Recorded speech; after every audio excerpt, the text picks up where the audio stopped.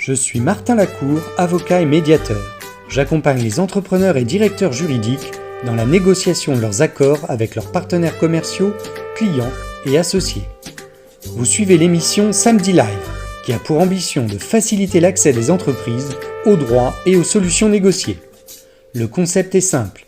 À chaque émission, 5 minutes pour acquérir de nouveaux savoir-faire ou savoir-être grâce au conseil opérationnel d'un expert et un entretien de 30 minutes avec un acteur innovant qui répondra à toutes vos questions. À chaque émission, 5 minutes pour acquérir de nouveaux savoir-faire ou savoir-être grâce au conseil opérationnel d'un expert et un entretien de 30 minutes avec un acteur innovant qui répondra à toutes vos questions. On a un écho? Non. Bonjour à tous et bienvenue dans Samedi Live, une émission dédiée aux innovations en matière de solutions négociées. Bonjour Ifa, tu vas bien? Bonjour, vous m'entendez bien? Tu m'entends bien? Très bien. Est-ce que tu nous entends bien aussi? Oui. Super. Bonjour Pascal. Alors, est-ce qu'on a perdu Pascal? Je crois qu'on a perdu Pascal. Alors, le temps de le retrouver, je vais tout de suite lancer ta chronique, Ifa, et je résous le problème technique avec Pascal.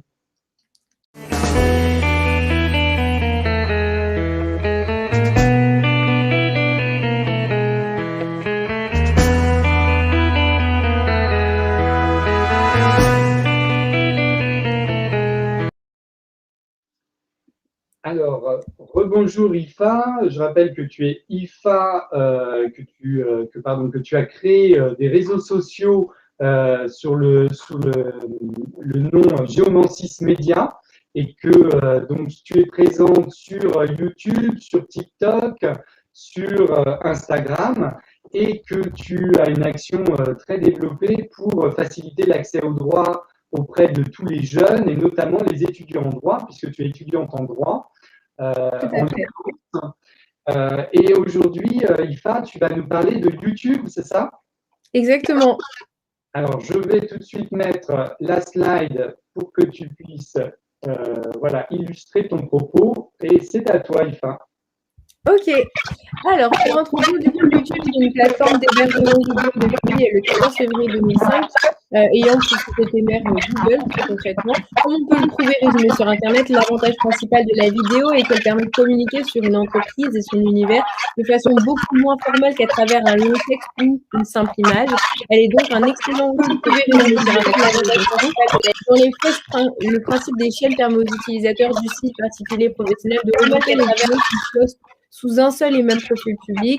Chaque mois, le site YouTube est consulté par plus d'1 milliard d'utilisateurs uniques et 80% du trafic est généré en dehors des États-Unis. Concrètement, YouTube a un autre gros avantage, c'est qu'il est également générateur de référencement sur Google puisqu'ils sont liés. Dans la pratique, ça veut dire que votre nom est cité sur la surface web, notamment avec votre production visuelle ou explicative associée sur votre chaîne YouTube.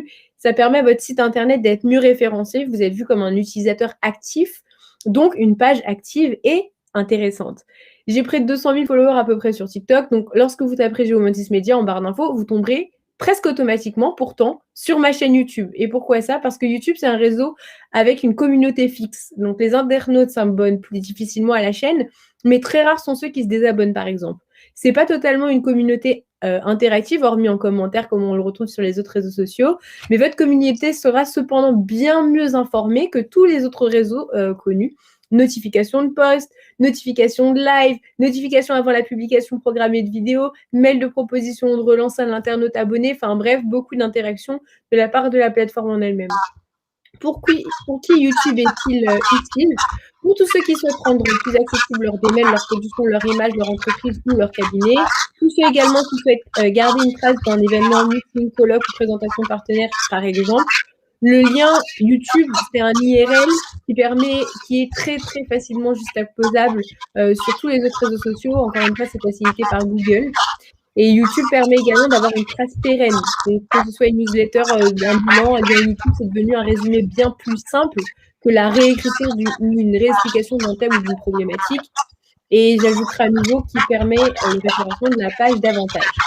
Donc, je vais répondre à 3 petites questions personnelles avant de répondre aux questions qui ont été faites en dessous du post live. À qui s'adresse le contenu YouTube après sa publication? Donc, on peut le transmettre en mailing sur site internet ou par QR code sur la porte de votre bureau.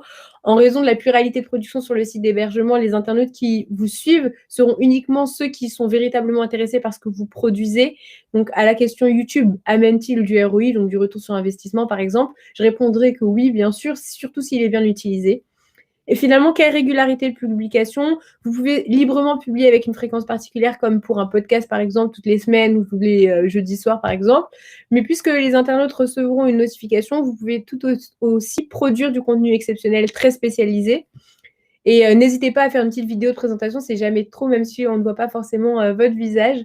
Le droit sur YouTube, pourquoi est-ce que c'est important pour terminer? Parce que c'est une matière peu accessible. Rien de mieux que faire une démonstration que l'on peut regarder en boucle. Imaginez si vos anciens profs d'amphi avaient fait une vidéo pour expliquer la voie de fait et l'emprise irrégulière consultable en replay pour mieux prendre des notes. Je pense que ça aurait servi à tout le monde. Donc, j'ai vu sous le post qu'il y avait comme question quel est le secret, quel est mon secret pour mon succès sur YouTube et sur TikTok. Je pense que le point clé de mon interface et des mouvements qu'il y a sur mes interfaces, c'est l'originalité. Il y a peu de droits sur. Pardon? Je pense que c'est Pascal qui vient de se connecter. C'est ça. Ok. J'ai pas eu le retour entre-temps. Alors, donc, effectivement, je pense que le secret pour moi d'un bon référencement, c'est l'originalité. Donc, il y a peu de droits sur les réseaux sociaux. Et je réponds également à une forte interaction ou à des demandes spéciales. Donc, surfer sur la mode, comme on dit, ça fonctionne un peu tout le temps. Et que conseillez-vous pour le référencement YouTube? C'est une autre question qu'on m'a posée sous le post LinkedIn. Donc pour moi, un post régulier, un sujet qui surfe sur les actualités ou une trend particulière, comme ils disent les Américains. L'utilisation du hashtag, évidemment, notamment avec le générateur de YouTube, comme on m'en a parlé, le générateur de hashtag de YouTube, comme on m'en a parlé. Et pour finir, des vidéos de plus de 3 minutes, mais moins de 7, parce que souvent, moins de 3 minutes, c'est pas bien référencé parce que c'est une vidéo très courte. En fait, du coup, il n'y a pas beaucoup c'est pas proposé aux internautes. Mais plus de 7, c'est assez mal référencé aussi parce que on sait que les gens vont pas suivre jusque la fin. Donc, votre quota ne sera pas respecté. Voilà. L'idéal, c'est de faire des vidéos entre 3 et 7 minutes, c'est ça que tu nous dis? Exactement. Hashtag. Oui, hashtag 3 et 7 minutes. Ne pas hésiter à, même si c'est un sujet spécialisé, utiliser une actualité pour aborder le sujet. Voilà, si vous voulez parler d'une clause type, de la rédaction d'une clause type par exemple, ne pas hésiter à prendre un cas d'espèce ultra particulier qui est en train d'être discuté en ce moment ou qui a fait le buzz, enfin entre guillemets, pour s'en servir afin d'amener le sujet en question parce que voilà, ça amènera effectivement des personnes qui s'intéresseront au sujet pour en savoir plus.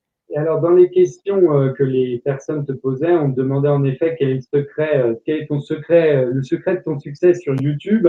Et la personne demandait aussi sur TikTok. Donc, je sais que tu as déjà traité TikTok il y a 2 semaines, mais est-ce que tu peux nous dire un peu les conseils que tu donnes pour les gens qui voudraient se lancer sur TikTok? Moi, personnellement, je trouve que c'est un réseau social génial et je pense qu'il faut vraiment s'en emparer, quoi. Oui, tout à fait. Alors, ce que j'avais conseillé pour le réseau social comme TikTok, c'est ce qui fonctionne le mieux, c'est la vulgarisation, puisque c'est un contenu court qui est accessible sur un site internet, qui est accessible depuis un site internet, qui peut être mis dans un mail professionnel, etc.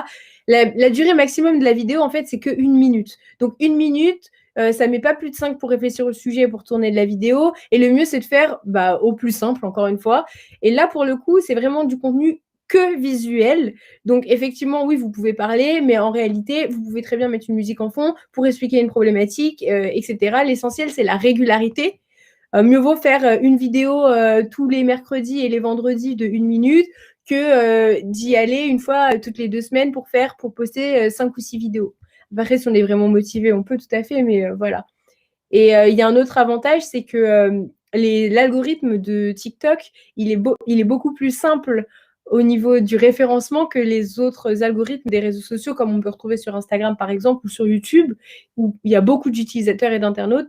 En fait, la proportion de personnes qui produisent du contenu sur TikTok est encore moindre par rapport au nombre de personnes qui regardent. Donc, en fait, l'algorithme va faire que votre vidéo va nécessairement être vue si vous utilisez un bon hashtag ou si vous utilisez voilà, un sujet qui est intéressant en ce moment, qui porte question, etc. Merci beaucoup, Ifa. J'invite tous ceux qui nous regardent à te suivre sur tes réseaux sociaux pour prendre connaissance de ton approche très moderne et très novatrice voilà, de l'accès au droit. Donc, n'hésitez pas, suivez Ifa. L'adresse est Géomancis Media et vous la retrouverez sur TikTok, sur Instagram et sur YouTube. N'hésitez pas aussi à l'ajouter sur LinkedIn si vous voulez la suivre. Ifa Cochte Goldery. J'ai bien prononcé ça. Oui, bah voilà. Merci, c'est parfait. Et je vois que Pascal a réussi à se connecter, il nous a rejoint. Bonjour Pascal, merci de nous avoir rejoints. Est-ce que tu nous entends bien? Alors moi, je ne t'entends pas, Pascal. Je ne t'entends pas du tout.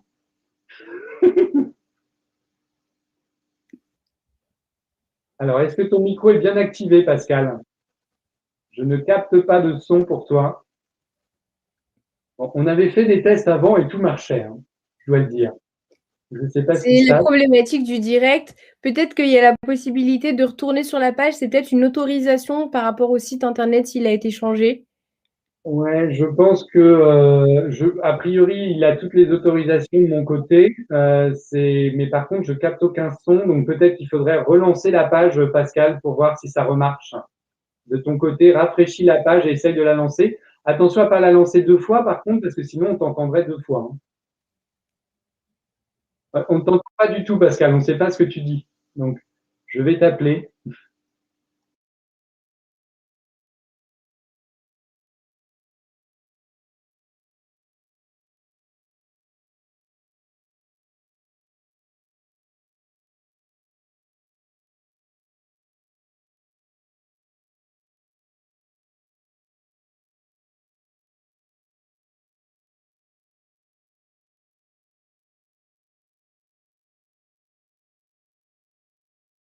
Alors, essaye de nous parler. Est-ce que tu nous entends là, Pascal? Bon, je crois que l'image de Pascal est figée. On a définitivement perdu Pascal là. Alors Pascal, on t'entend parce que je t'ai mis en haut-parleur, mais je ne sais pas si on t'entend très bien. Je t'entends, moi je t'entends. Ifa, est-ce que tu l'entends? Oui, j'entends moi. Et on ne te voit plus à l'image, Pascal. Bon. Alors, je ne sais pas ce qui se passe. Je ne sais pas ce qui se passe. Je pense. Ah voilà, Pascal revient sur une nouvelle connexion. Est-ce que tu Alors, nous moi je vous entends? entends aussi? Formidable. Ah, Hop. le bonheur. Je suis convaincu que c'est un problème générationnel. J'entends Ifa parler et que j'arrive juste après, définitivement. C'est vraiment gentil à toi de ne pas citer ton fournisseur Internet, mais Non, non, non, rien non. à voir avec le générationnel, toi et moi. Désolé, excuse. Vraiment désolé. Je vais présenter quand même Pascal. Donc, Pascal est aujourd'hui médiateur, mais il a commencé, il a eu une grande carrière comme enquêteur officier de police judiciaire. Donc, ça va vraiment nous intéresser de savoir comment on est passé d'OPJ à médiateur. Et je lance tout de suite le temps de l'interview parce que ce sera sans doute ma première question.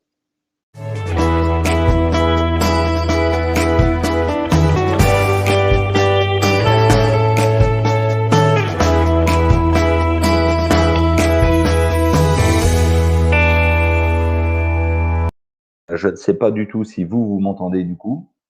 Très bien, C'est assez incroyable, c'est assez inconfortable. Je vais partir du principe que vous. Est-ce que contacter le support? Oui, C'est très désagréable. Pascal, nous t'entendons très bien. Nous t'entendons très bien, Pascal. Pascal, est-ce que tu nous entends? Est-ce que tu nous entends, Pascal? Parce que nous, on t'entend, hein. Ah, bon. Bon. OK. On va devoir mettre fin à l'émission, à mon avis. Relance. Parce que Pascal a de trop gros problèmes techniques. on va jamais réussir à le récupérer. On va mettre fin à l'émission et je vais essayer de résoudre le problème technique avec lui. Ah, il revient. Alors, Voilà. est-ce que tu nous entends cette fois-ci, Pascal? Ah, moi, je vous entends impeccable. Eh ben, très bien, alors. Voilà, bon, Donc, il va y avoir du montage sur cette émission à faire. il va y avoir de la post-prod. Mais je vais pouvoir faire un bêtisier aussi, ça va être bien. Alors, oui, donc ce que je disais, c'est que Pascal présente la particularité d'être aujourd'hui médiateur, mais après avoir fait une importante carrière en tant qu'enquêteur et officier de police judiciaire. Et comme je dis souvent, on ne vient pas aux solutions négociées par hasard. Alors Pascal, quel a été ton parcours et qu'est-ce qui t'a amené à la médiation? Alors, bonjour à tous et mille excuses pour les problèmes techniques. Le parcours, j'ai un parcours assez classique en gendarmerie. Donc, le métier de la police judiciaire, je l'ai exercé au sein de la gendarmerie. On va lutter un peu contre les images d'Épinal en gendarmerie, comme dans la police nationale, les camarades de la police nationale. Il y a aussi une grosse partie d'activité judiciaire. Donc, un parcours classique et une école qui, pour ma part, a été réalisée à Chaumont. Ensuite, 6 années de gendarmerie mobile, un parcours classifié maintien de l'ordre. Ensuite, je dirais presque l'école obligatoire, ce que la plupart des Français connaissent, c'est-à-dire les brigades territoriales en gendarmerie départementale. C'est la base, c'est là qu'on apprend le métier. On apprend les rudiments et c'est peut-être c'est là que se concentre peut-être la noblesse du travail de gendarme tel qu'on peut le concevoir dans l'esprit des Français. Et puis, j'ai rapidement constaté que j'avais aucune appétence pour la police de la route. J'étais pas très très bon, pour dire les choses très clairement. Et d'ailleurs, ça m'a valu quelques remarques. Mais par contre, j'avais une vraie attirance pour le monde judiciaire. Et donc, je me suis orienté vers la police judiciaire, intégré ensuite des unités spécialisées en police judiciaire. Et j'ai eu le plaisir pendant 9 ans d'ailleurs d'en commander une. Voilà, j'ai eu 9 ans de commandement de cette unité. Ça reste un élément marquant de ma carrière d'ailleurs. Et puis au bout de 9 années, oui, j'ai décidé de me lancer un nouveau défi, de peut-être besoin de changement, moi aussi. Et j'ai intégré ce qu'on appelle aujourd'hui le groupe interministériel de recherche, un GIR donc, qui traite essentiellement l'économie souterraine. C'est tout le paramètre économie souterraine. Pour faire simple, c'est toutes les fraudes sous toutes ces formes, quelles qu'elles soient. Voilà. Stupéfiants, traite des êtres humains, tout ce que vous voulez, criminalité organisée, etc., etc. Et ça reste un service d'appui à l'ensemble des unités de police et de gendarmerie, au sein de laquelle on retrouve essentiellement donc la police, la gendarmerie, et également les services des douanes et les services fiscaux. Donc c'est un groupe qui travaille ensemble. Voilà pour un parcours assez classique de gendarme qui démarre d'une école et qui finit effectivement dans le monde judiciaire. C'est un parcours que je classifierais d'assez classique, même si j'ai eu la chance de pouvoir faire ce que je voulais. Ensuite, comment passe-t-on à l'activité de médiateur?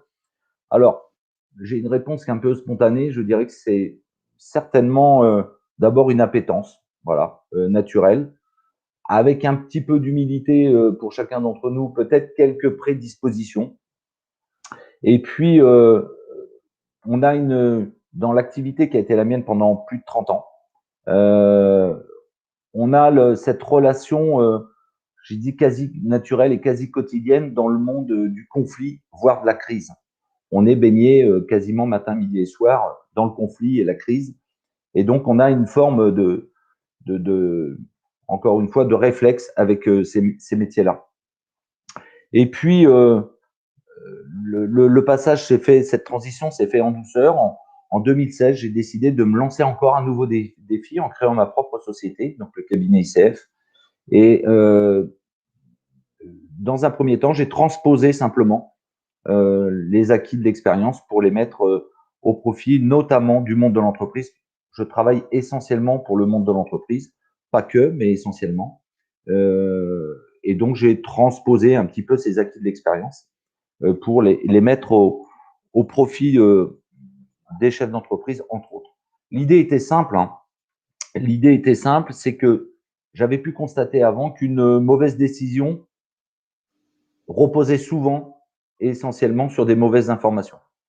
Et donc, le but était de réduire ce risque-là en, en donnant l'opportunité d'avoir le maximum d'informations pour prendre les moins mauvaises décisions. J'aime bien cette expression-là. Là, très rapidement, il y a eu un succès, un certain succès pour l'entreprise qu'on a réussi à développer.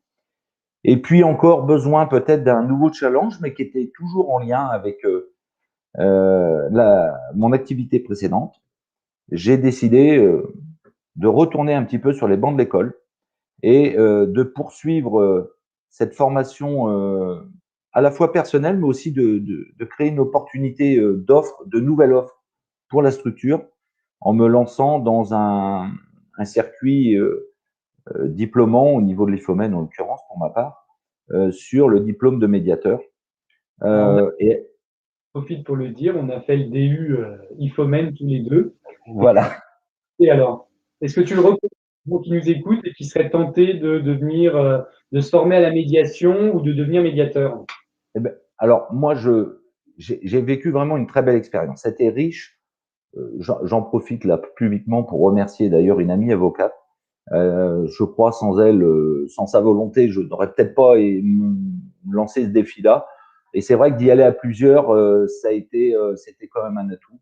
Et puis un deuxième remerciement, c'est aussi, j'ai eu la chance de faire cette formation au milieu de 17 autres avocats. Il y avait une sage-femme, moi, l'expatrié, l'intrus, et 17 avocats. Et c'était très enrichissant.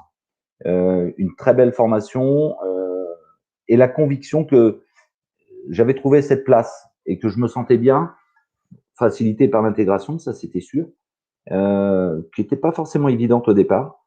Et voilà, donc la confirmation que j'avais fait le bon choix. Voilà comment on devient effectivement de gendarme OPJ à médiateur.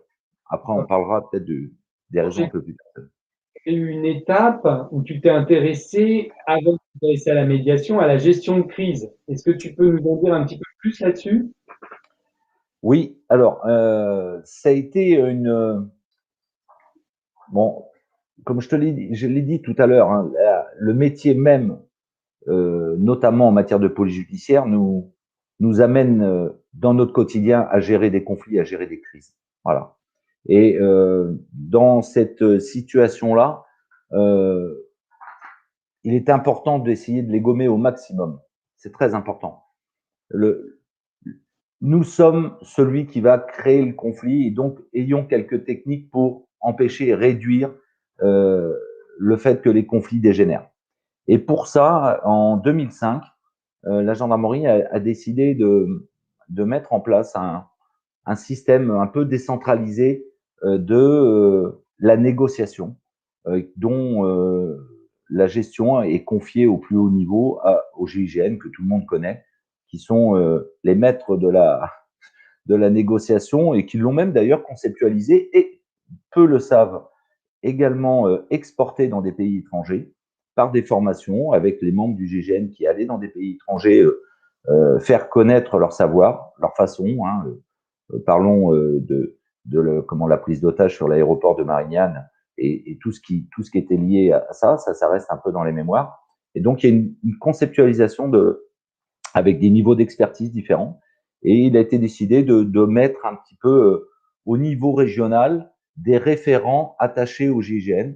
Et cette formation, j'en ai bien évidemment, comme tu peux t'en douter, avoir eu beaucoup de formations, mais celle-ci reste marquante. C'est vraiment quelque chose dans toutes les formations que j'ai pu faire, une de celles qui m'a le plus marqué et donc qui a débouché sur de la négociation de crise et qui permettait un peu sur le plan régional d'avoir des interlocuteurs qui intervenaient sur des situations de crise en capacité soit de les gérer sans intervention du GIGN ou bien encore de temporiser la situation jusqu'à leur arrivée. Et donc, on intervenait sur des situations un peu level en matière d'intensité, que ça soit des gens retranchés chez eux, des suicidaires, des prises d'otages, je pense à une en l'occurrence, toujours assez conflictuelles. Voilà. Donc, il y a une forme de continuité. Tu t'es intéressé à la négociation, à la gestion de crise, et ton cheminement t'a presque naturellement conduit à la médiation, c'est ça? Exactement. Exactement. Médiation, pour ceux qui regardent et qui ne connaîtraient pas forcément la médiation, qui ne sauraient pas de quoi il s'agit, comment tu expliques ça? Comment tu peux dire brièvement en quoi ça consiste et quelle est ta vision éventuellement de la médiation? Alors, c'est une vraie question. À chaque fois qu'on pose, je crois, la question au médiateur, je crois qu'il y a autant de réponses qu'il y a de médiateurs. C'est un peu l'analyse que j'ai. Chacun personnalise un petit peu sa vision de la médiation. Et c'est une des choses d'ailleurs qu'on apprend dans cette formation, c'est qu'effectivement, et c'est tout l'intérêt, il y a un processus de médiation. Mais dans ce processus de médiation, chacun avance avec ses propres convictions. Et c'est ça aussi qui est intéressant. Alors, je dirais que moi, la définition dans laquelle je me retrouve le plus aujourd'hui, peut-être que demain j'évoluerai, c'était une définition que j'ai repris d'ailleurs dans un livre que tous les apprentis médiateurs découvrent, qui est l'art et technique de la médiation, coécrit notamment par Stéphane Ben Simon. Et je l'ai repris un petit peu dans sa substance. Et pour moi, la médiation, c'est un processus par lequel on passe de positions non négociables à une négociation de positions. Donc, je répète, hein, une médiation, c'est un processus par lequel on passe de positions non négociables, voilà, tout à fait, à une négociation de positions, mais aussi de prétention à avoir raison de l'autre, à une volonté à savoir, à avoir raison, mais avec l'autre. C'est ça pour moi la médiation. Et dans ce cadre, le médiateur devient alors l'artisan du processus, librement consenti, pour sortir d'un conflit que l'on s'impose ou que l'on s'est imposé. Voilà ma vision de la médiation. Considère qu'il faut prendre le conflit. Est-ce qu'il faut le prendre au stade embryonnaire ou est-ce qu'il faut attendre qu'il éclate pour mettre en place une médiation? Alors, je comprends bien le sens de la question qui nous amène sur la médiation préventive et de projet. Bon. La question est vraiment orientée. La question est complètement orientée. Alors, moi, j'aspire, c'est mon souhait, à vraiment développer la médiation préventive et de projet. Bien évidemment, j'aurais plaisir et je souhaite faire de la médiation conventionnelle et de la médiation judiciaire, mais je souhaite vraiment aller vers la médiation préventive et de projet. J'en profite pour te dire, Pascal, que Tony Renucci, qui est un élu de ma ville, vient de nous rejoindre. Il est énarque et je pense que ce que tu nous diras par la suite, peut-être sur la médiation en matière politique, va l'intéresser. Donc, Tony, restez en ligne parce que ce qu'on va dire va peut-être vous intéresser. Alors, c'est vrai que la fonction première d'un médiateur, soyons très clairs, connu, c'est d'intervenir dans un conflit. Moi, je pense et je continue de penser qu'on a beaucoup de moyens pour intervenir avant le conflit. Je crois que chacun d'entre nous, soit dans nos vies personnelles ou peut-être même dans notre environnement, nous avons fait ou nous connaissons des personnes qui ont des vraies prédispositions pour être des médiateurs. Ils ne se rendent même pas compte d'ailleurs qu'ils font de la médiation sans le savoir. Alors ils le font parce qu'ils ont de l'entre-gens, parce qu'ils ont de l'empathie naturelle. Et puis aussi, ils ont cette fameuse faculté, à ce qu'on appelle à détecter les signaux faibles. Ces fameux signaux faibles. Bon. Et ça, c'est pour moi le vrai sens de la médiation préventive et de projet. Mais c'est là que la notion de médiateur peut intervenir. À mon sens, aujourd'hui, j'en ai d'autant plus la conviction que l'intuition seule ne suffit pas. Et donc, il faut, encore une fois de plus, pour moi, quelque part maîtriser ce processus de médiation et l'adapter à la médiation préventive et de projet.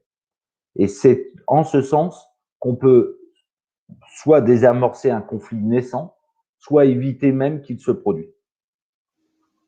Voilà Pour être concret et pour que les gens comprennent bien de quoi on parle, parce que là, on parle de médiation de projet, médiation préventive ou médiation de prévention des risques. Est-ce que tu peux nous donner quelques exemples dans lesquels un entrepreneur aurait intérêt à mettre en place une médiation de projet ou une médiation préventive des risques? Très simplement, mais on en reparlera certainement après, tout changement est générateur de conflit ou est susceptible de générer du conflit.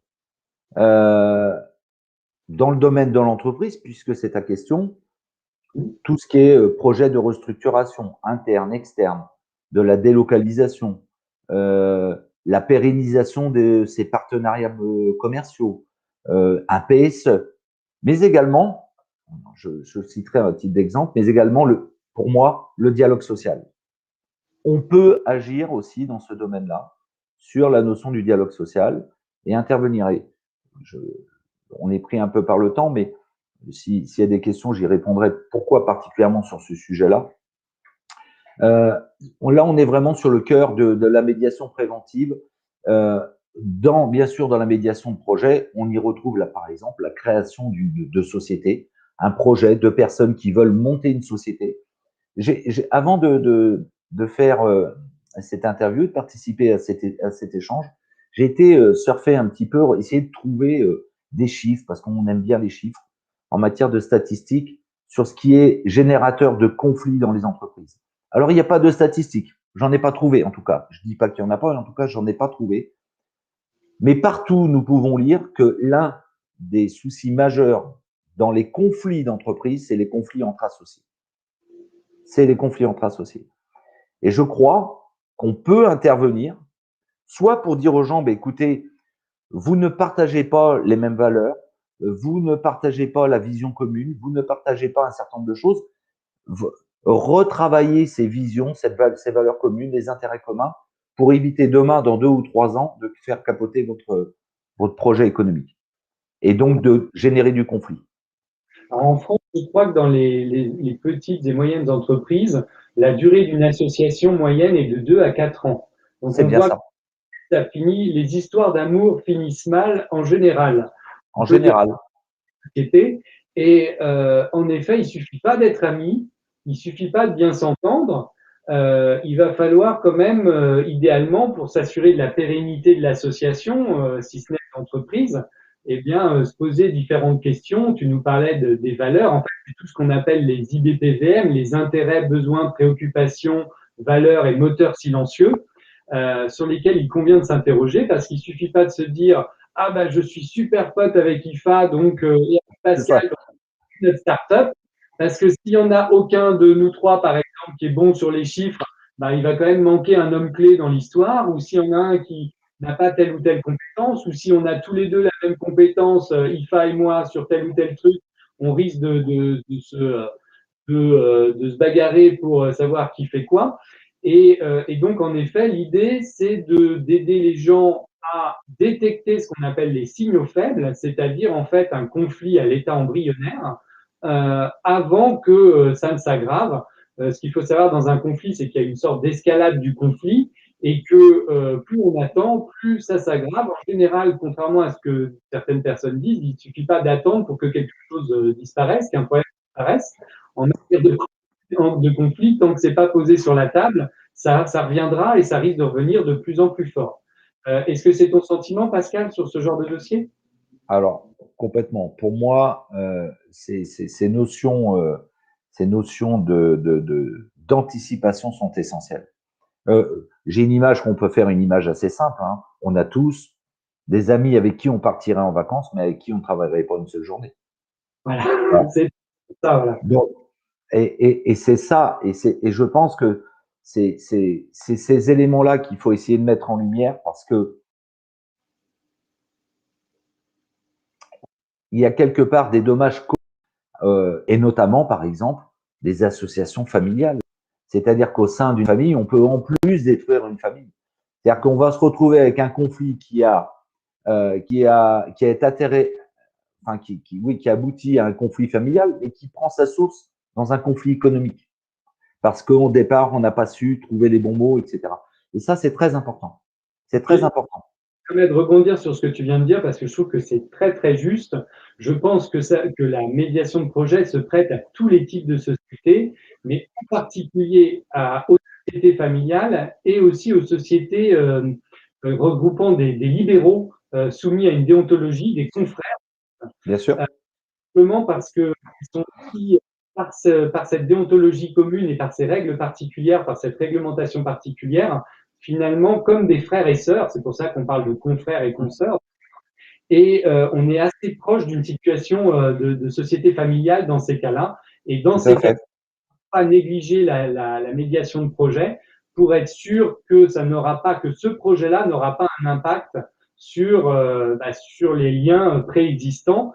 Et en matière de famille, et pareil en matière de profession libérale, quand on est frère et sœur, c'est pour la vie. Quand on est confrère et consoeur, sauf à changer de métier, c'est aussi pour la vie. Donc on a très très intérêt à bien veiller à ces signaux faibles pour s'assurer que le projet ne va pas être destructeur de valeur alors qu'on souhaitait en créer à l'origine. Ouais, c'est très très juste, je trouve, ce que tu dis là-dessus, Pascal. Mais, moi, je pense, il y a différentes étapes.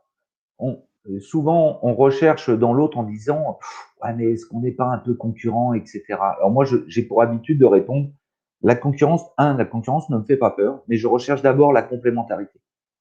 En quoi sommes-nous complémentaires dans un travail sur une même et seule problématique? On peut très bien estimer qu'effectivement le médiateur peut intervenir avant que le conflit soit généré. Mais d'un autre, il y a d'autres activités qui interviennent ensuite dans l'accompagnement. Par exemple, quand les premières difficultés apparaissent au niveau relationnel, il y a d'autres métiers qui participent aussi à cette vie-là.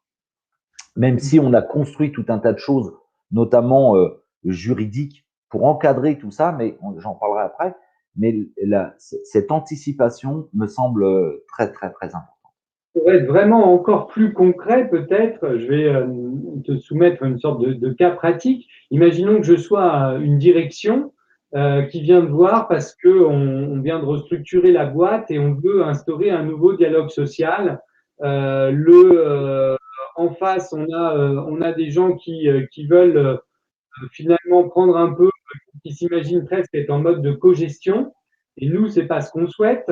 On vient te voir pour mettre en place une médiation, pour renouer le dialogue. Comment ça peut se passer? Comment dans ton expérience ça a pu déjà se passer pour que les gens comprennent, même si chaque médiation est unique et évidemment à chaque fois ça se passe différemment. Mais comment ça peut être utile une médiation de projet à ce stade-là? Alors, merci de me poser cette question-là en ce sens parce qu'en plus c'est un sujet qui me tient tout particulièrement à cœur. Dans le cadre de la médiation de projet, j'aurai pas le temps, on est encore, c'est trop court, sauf peut-être dans les questions, j'y répondrai si vraiment il y a une attention particulière. Mais effectivement, le dialogue social, la stratégie sociale comme la stratégie économique doit faire, à mon sens, partie des périmètres ou du périmètre du chef d'entreprise. Et que quand on réunit et qu'on se dit avec une volonté, nous voulons un dialogue social apaisé, etc., ça concerne essentiellement deux parties, l'équipe de direction, les cadres dirigeants, et puis de notre côté, les représentants des personnels, qui eux aussi veulent participer, et à juste titre, à ce débat social, à cet entraînement qui doit permettre de faire vivre l'entreprise. Et donc, on a là aussi nos deux métiers qui existent. D'un côté, l'équipe de direction, de l'autre côté, l'équipe de représentants des personnels.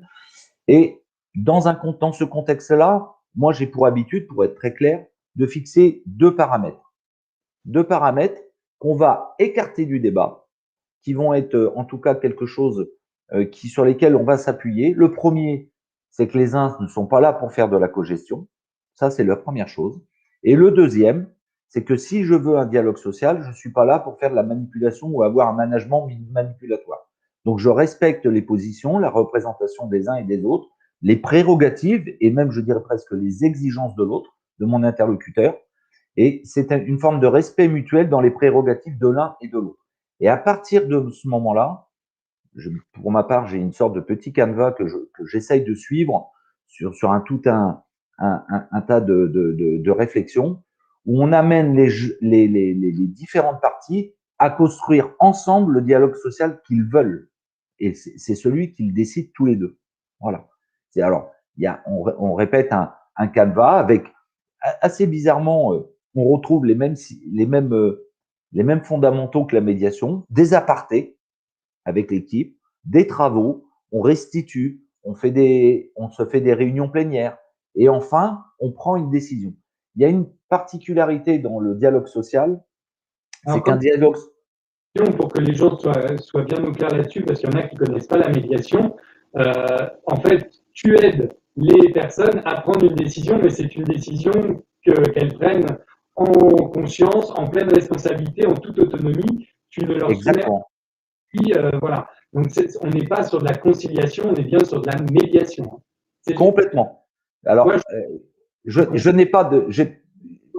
Les personnes qui ne connaissent pas forcément la distinction entre médiation et conciliation. Tout à fait. Je n'ai pas la solution, j'ai les outils, éventuellement. Éventuellement, quelques outils. Et les solutions, c'est vraiment eux qui les trouvent. Voilà. Parce que d'une entreprise à l'autre, d'une typologie d'entreprise à l'autre, les exigences, les volontés, les besoins ne seront pas les mêmes. Et alors, je crois savoir, donc on a compris, là, tu nous as bien montré l'intérêt, le champ des possibles très très large pour les entreprises. Vraiment, la médiation de projet, la médiation préventive offre des opportunités énormes. Mais je crois savoir que lors de deux, tu t'es intéressé à un sujet de mémoire plus centré sur la politique. Je crois que tu as consacré ton mémoire à la médiation politique. Ouais, oui. Même si c'est pas le cœur de notre sujet, mais ça peut être très intéressant quand même. Alors ça effectivement. Je le suis, donc ça va l'intéresser. Alors effectivement, j'ai choisi de parler, de faire une analogie entre la médiation et la politique. Alors, pour être tout à fait clair, j'avais du pain béni devant moi. On était au moment de la réforme des retraites quand j'ai commencé mon mémoire, et donc ça donnait du grain à moudre pour construire mon mémoire. Et je vous fais voir ce petit livre qu'un ami m'a prêté, qui a piqué mon fromage. Bon, je vous l'invite à le lire parce que ça parle pas de politique, ça parle du changement. Quels sont nos comportements face au changement? Bon, je crois qu'il n'y a pas meilleur terrain que la politique pour parler de changement et donc de ses conséquences. Et on pourrait presque en rire parce qu'il y a quasiment autant de conséquences à faire du changement qu'à ne pas en faire. Donc, sur le terrain politique, on est assez large dans ce domaine-là. Ensuite, le processus, on le connaît tous. C'est le processus habituel, c'est conflit entre intérêts personnels ou catégoriels, et puis intérêt général. Donc là aussi, on a bien quelque chose qui les oppose. Et puis, qu'est-ce qui se passe? Généralement, le conflit dégénère. Voilà. Chacun campe sur ses positions, et puis jusqu'au moment où c'est vraiment trop important. Et là, on a un mot magique, on va ouvrir des négociations. Alors, négociation, mais moi je vais défendre mon intérêt, puis toi tu vas défendre le tien. Et c'est là, dans cette réflexion, c'est sur ce terrain-là que j'ai réfléchi en disant, mais pourquoi pas un médiateur neutre, indépendant? Et la médiation politique, pour moi, qu'on peut transposer au niveau d'une commune, d'un département, la médiation politique pourrait s'arrêter, et je dis bien s'arrêter, elle serait réussie là où commencent les négociations. C'est-à-dire qu'on a balayé, on a gommé dans notre jargon, ça va parler peut-être à ceux qui nous écoutent, dans notre jargon, on dit on va mettre l'accord sur nos désaccords. Sommes-nous d'accord? Pouvons-nous signer la feuille de nos désaccords? Et à partir de ce moment. Puisqu'en matière de peut-être aussi rétablir la communication, parce qu'en matière de souvent personne n'écoute l'autre. Bien sûr. Et c'est pour ça que cette médiation, en fin de compte, politique, qu'est-elle en réalité? La médiation préventive et de projet. C'est ni plus ni moins que de la médiation préventive et de projet. On aborde l'angle en disant nous allons générer du conflit. Comment pouvons-nous réduire au minimum le risque du conflit? Voilà. Donc, et pour ça, il faut un tiers totalement indépendant. si vous mettez quelqu'un qui est payé par le gouvernement, ben forcément que vous avez un fort risque que l'autre partie pense que vous allez défendre les intérêts et inversement, hein, il n'y a pas de souci. Donc voilà ma vision de la médiation politique brièvement. On a une réaction de Tony Renucci qui nous dit se mettre d'accord sur le désaccord, c'est pas mal. En fait, c'est même la première étape. On va procéder par des petites étapes, des accords successifs en médiation. Et le premier accord, ça va souvent être l'accord sur le désaccord. C'est-à-dire, on se met d'accord sur ce sur quoi on n'est pas d'accord.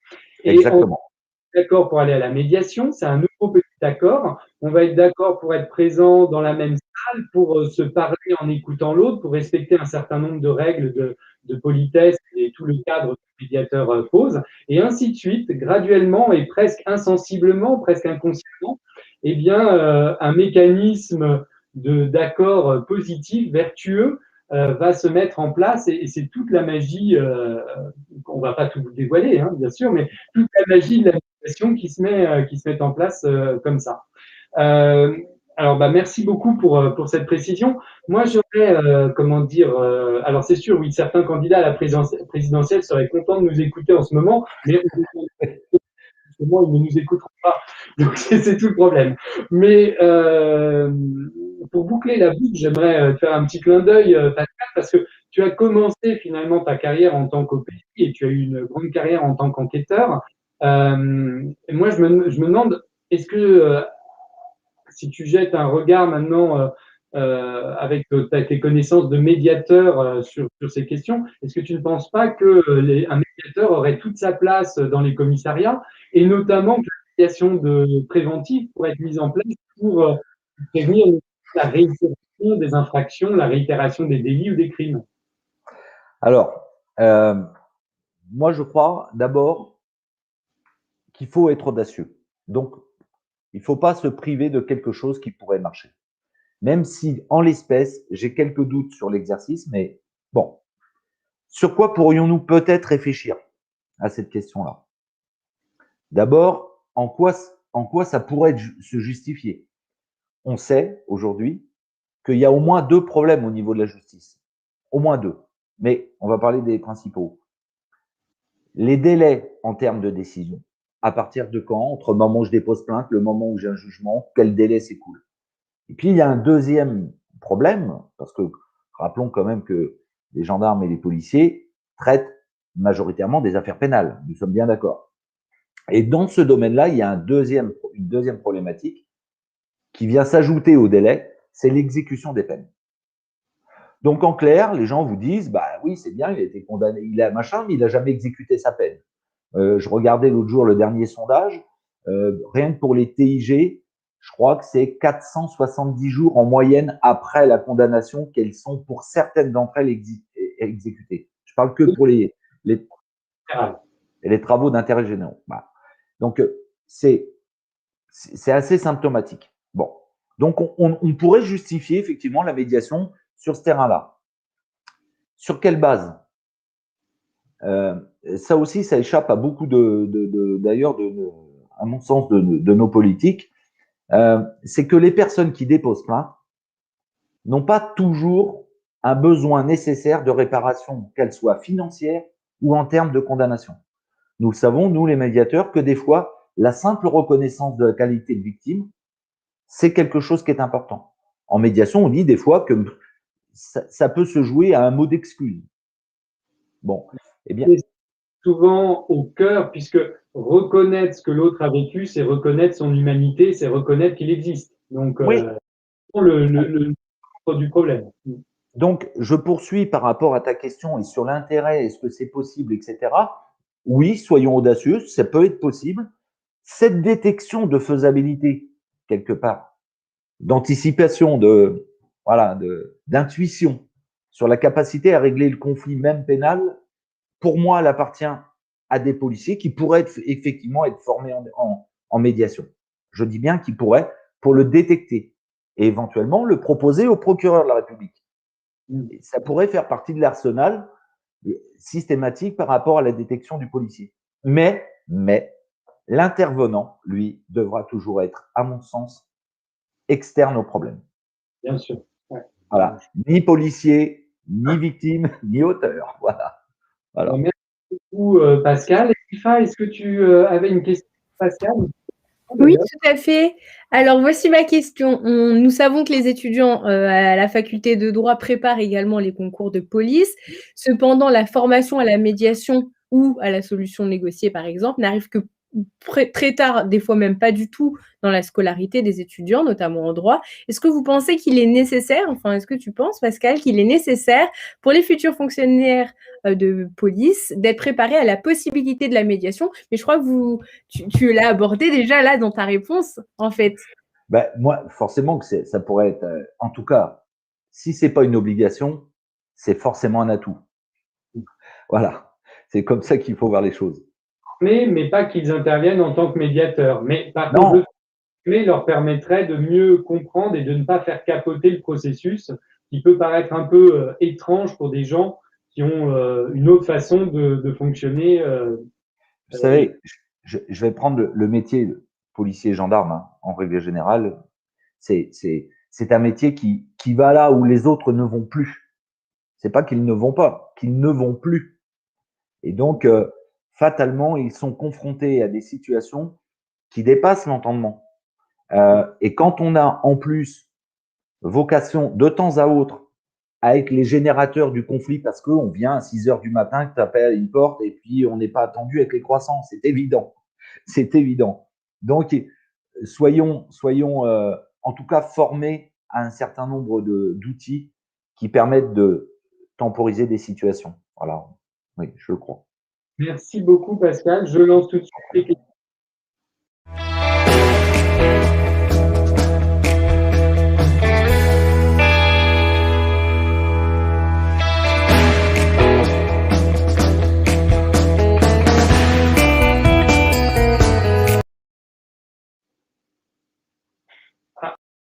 Alors, on a Pascal, mais le voilà. Voilà, ça a déconnecté.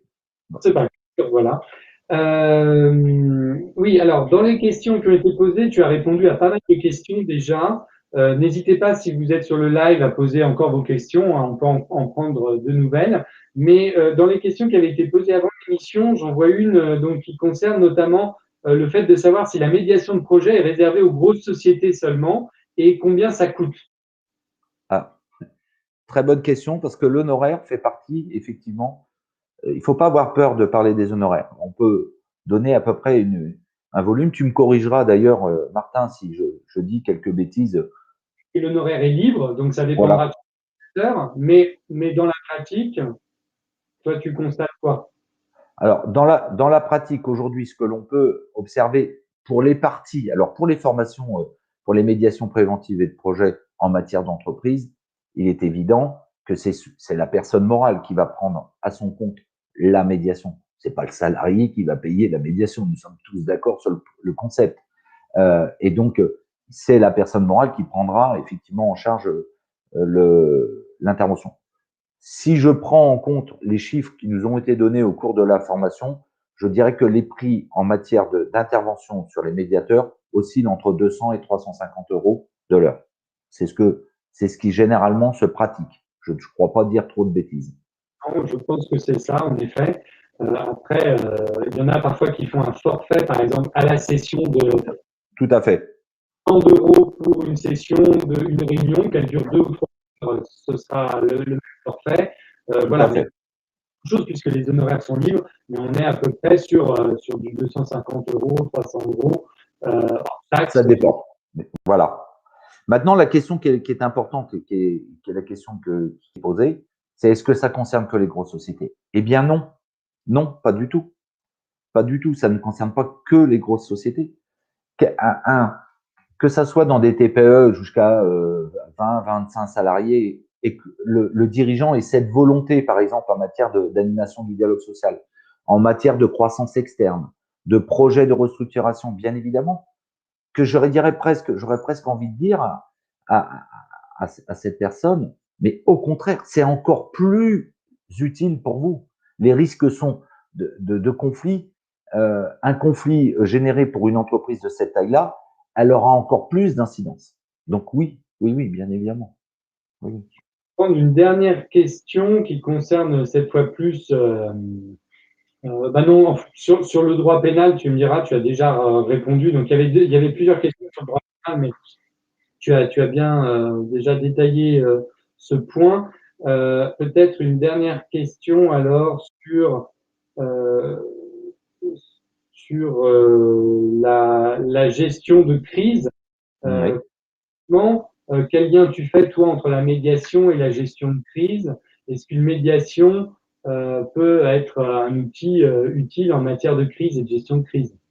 C'est une bonne question. Alors, c'est une bonne question. Alors, il faut voir dans quel sens on le prend. Est-ce que l'on prend sur le terrain économique, par exemple, la marque employeur qui serait touchée, quelque chose de cet ordre-là, l'intégrité même d'une entreprise, ou est-ce qu'on le prend sur le terrain pénal d'intervention?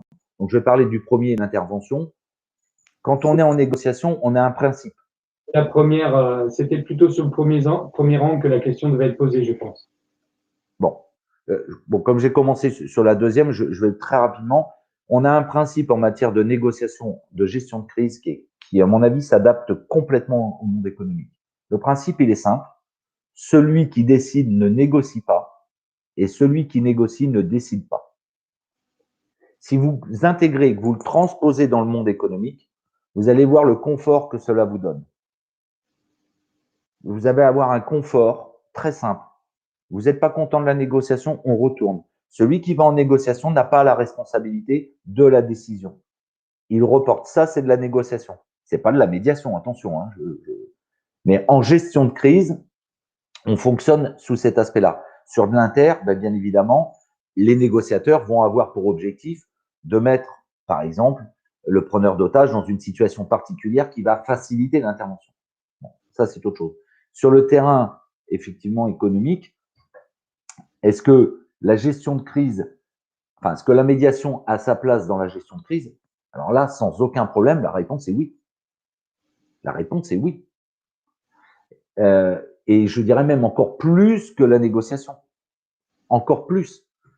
Pour réduire les effets de ce qui va se produire, ne serait-ce que de réduire les effets. Je dis pas de les supprimer, mais simplement déjà de les réduire. Oui, la médiation a complètement sa place, grâce, et ça c'est assez méconnu, au processus. Voilà. Merci beaucoup, Pascal. Merci d'avoir pris le temps de répondre à toutes ces questions et poser ta vision de la médiation qui est très, très enrichie par ton expérience. On ne vient jamais à la médiation par hasard et tu en es un exemple flagrant.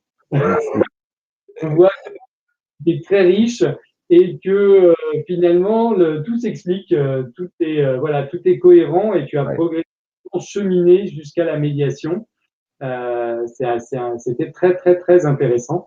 Merci beaucoup aussi, Ifa, d'avoir été présente et de nous avoir partagé tes conseils sur YouTube et d'avoir posé cette question que sans doute beaucoup d'étudiants peuvent se poser aussi ou devraient se poser, puisque la plupart, malheureusement, y compris les étudiants en droit, ne sont pas assez sensibilisés à l'existence des solutions négociées encore aujourd'hui, ce qui est bien regrettable. Mais espérons que cela soit solutionné dans les années à venir, très rapidement. Merci à tous. Je vous invite, si vous le souhaitez, à aller voir les replays des émissions Samedi Live sur la chaîne YouTube du cabinet. Et si vous le souhaitez aussi, vous avez accès aux bonus et aux concours lorsqu'il y a des concours. Notamment au concours, on a annoncé les gagnants cette semaine pour le dernier concours. Et vous retrouvez tous les concours sur Instagram. Voilà, n'hésitez pas à nous contacter si vous avez des questions. Merci à tous les deux. Merci Pascal, Ifa. Merci à tous. Et bonne semaine à vous. Prenez soin de vous. Merci, bonne semaine. Merci à vous tous. Bon week-end également. Au revoir. Oui.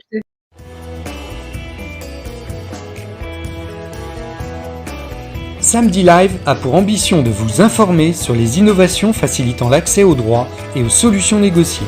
Si vous souhaitez en savoir plus ou avez envie d'être accompagné, n'hésitez pas à me contacter ou à prendre un rendez-vous directement sur le site de mon cabinet. Si vous avez aimé cette émission et souhaitez soutenir cette initiative, merci de liker, partager et commenter sur tous vos réseaux sociaux. Et n'hésitez pas à en parler autour de vous. Retrouvez également tous les bonus de l'émission sur mon compte Instagram @maître Lacour. À très bientôt pour un nouvel épisode et d'ici là,